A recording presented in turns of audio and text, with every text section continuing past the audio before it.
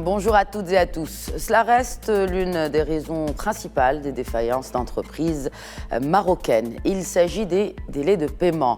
Le sujet a fait l'objet de nombreuses réunions entre secteur privé et gouvernement, mais pas que. Il a aussi été au centre d'une étude empirique baptisée Done Trade qui a été présentée et discutée cette semaine à Casablanca. Une initiative privée de mutualisation des comportements de paiement au Maroc. Nous vous en délivrons les principaux résultats en compagnie d'un expert en risk management et également responsable de Done Trade au Maroc. Amine Diori, bonjour. Bonjour. Bienvenue à vous sur ce plateau. Merci à vous. Alors, qu'est-ce que le Done Trade et aussi comment peut-il contribuer à une meilleure santé des entreprises? Alors, le Done Trade, c'est un programme sur le comportement de paiement des entreprises. Il faut savoir que ce programme, comme il est affilié au réseau Dun & Bradstreet, est un programme mondial, c'est-à-dire qu'il existe aujourd'hui dans 47 pays. Le Maroc est le 48e à appliquer ce programme.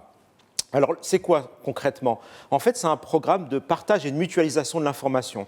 On sait qu'aujourd'hui, au Maroc, l'information est disponible sur les entreprises publiques et de manière générale sur tout ce qui est société publique de l'État. Mais ce qui concerne les relations interentreprises privées, on a très peu d'informations, voire quasiment aucune. Et le programme, justement, vise à apporter de l'information sur les retards de paiement que subissent les entreprises. Aujourd'hui, il y a très peu d'informations là-dessus, je le précise, effectivement. Alors, comment, justement, un tel programme peut-il aider? Donc, on sait que la PME, TPE marocaine souffre de cette question de délai de paiement, non seulement entre public et privé, mais aussi privé-privé. Comment, selon vous, est-ce que déjà ça a été prouvé dans d'autres pays que ça pouvait aider à régler ce problème de délai de paiement? Alors, la problématique des délais de paiement, à mon avis, elle peut se résoudre de deux façons différentes, soit par la loi, soit par la data.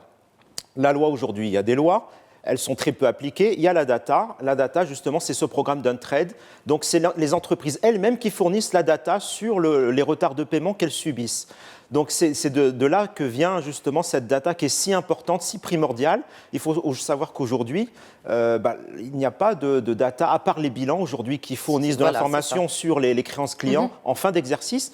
Mais finalement, ça reste peu pertinent pour une raison très simple.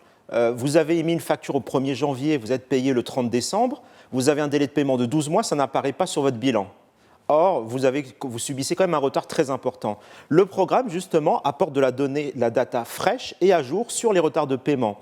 Et donc, toute entreprise qui adhère à ce programme accepte de partager son information comptable sur ces retards de paiement subis et en contrepartie, on lui donne de l'information sur comment payent ses clients. Très bien. Et donc, il a une vision toujours bipartie entre ce qu'il subit et ce que les autres subissent comme retard de paiement. Mais cela dépend de la volonté de l'entreprise à adhérer ou pas à ce programme. Tout à fait. L'objectif, c'est effectivement de faire adhérer un maximum d'entreprises à ce programme. Mais je veux dire, les TPME particulièrement ont tout intérêt à adhérer pour une raison très simple, c'est qu'aujourd'hui, elles subissent, c'est elles qui subissent le plus. Elles ont des délais de paiement de plus de 7 mois, 8 mois pour les TPE. Et bien évidemment, elles subissent sans avoir de retour ou pouvoir diffuser cette information. Le Done Trade, certes, c'est un programme anonyme, c'est-à-dire qu'on ne va jamais citer le nom d'un partenaire Done Trade, c'est-à-dire un adhérent, quelqu'un qui accepte de partager sa data. Il sera toujours anonyme, mais par contre, sa donnée sera disponible, sera mutualisée, et donc on aura une idée sur les bons payeurs et les mauvais payeurs. En termes de réglementation, le Maroc est-il déjà outillé pour adopter ce genre de programme, selon vous? Notamment par rapport à la protection des données, je ne dirais pas personnelles, mais en tout cas qui sont relatives aux entreprises. Non, tout à fait. C'est une très bonne question. La data qui est partagée, c'est de la data qui est comptable, c'est de la data commerciale, ce n'est pas de la data personnelle liée aux dirigeants, par exemple des téléphones, et ce genre de choses. Non, c'est de la data commerciale. Donc, le programme est tout à fait adaptable à la législation marocaine. Est-ce que le patronat a direct, parce qu'il y a eu signature, n'est-ce pas, d'une convention entre Done Trade et la CGEM, est-ce que ça a été facile de convaincre le patronat, Amine Diori? Écoutez, oui, ils ont tout de suite compris l'intérêt du programme Done Trade. Aujourd'hui, effectivement, on leur fournit de la data sur les délais de paiement, mais demain, on sera capable d'être encore plus précis grâce au Done-Trade. Et donc, ils ont compris que on pouvait avoir de l'information plus précise sur les retards de paiement, sur les comportements de paiement, et que donc, il fallait mobiliser un maximum d'entreprises, justement pour leur montrer, leur démontrer l'avantage du Done-Trade et comment ce programme allait les aider, justement, aussi bien la CGEM que les entreprises, allait les aider à améliorer justement le déficit de trésorerie qu'ils subissent à cause des délais de paiement. Y a-t-il déficit de data aujourd'hui au Maroc? Alors, déficit de data, oui, en quelque sorte. En matière de délai de paiement, c'est vrai que, comme je vous l'ai dit, on s'appuie uniquement aujourd'hui sur les bilans. Donc, ça veut dire qu'aujourd'hui, les derniers bilans disponibles sont ceux de 2018, c'est-à-dire de N-2. Ça devient très difficile de faire une analyse à partir de délais qui datent de 2 ans au minimum. Le programme, justement, va apporter de la data à jour, puisque tous les mois, les entreprises partenaires fournissent de la data. C'est de la data réactualisée en permanence. Amine Djeli, quand on parle de cette question de délai de paiement, si on devait faire un benchmark, même si nous ne disposons pas tout de suite de data fraîche, comme vous venez de l'évoquer, mais comment se situe le Maroc dans cette question de délai de paiement par rapport aux autres études Done-Trade qui ont été réalisées? Effectivement. Il y a une étude d'Anand Bradstreet qui est très intéressante sur le positionnement du Maroc par rapport au reste du monde. C'est sur une carte à 2 axes. Sur un axe, les entreprises qui payent à l'heure et celles qui payent avec plus de 90 jours de retard. Les très bons élèves ont un taux de paiement à l'heure très élevé et un paiement à plus de 90 jours très bas. Nous, c'est le contraire. On se situe dans la tranche où les retards à plus de 90 jours sont très élevés et les paiements à l'heure sont très bas. Et on se situe justement dans cette fourchette des très mauvais élèves au niveau mondial. Aux côtés d'eux?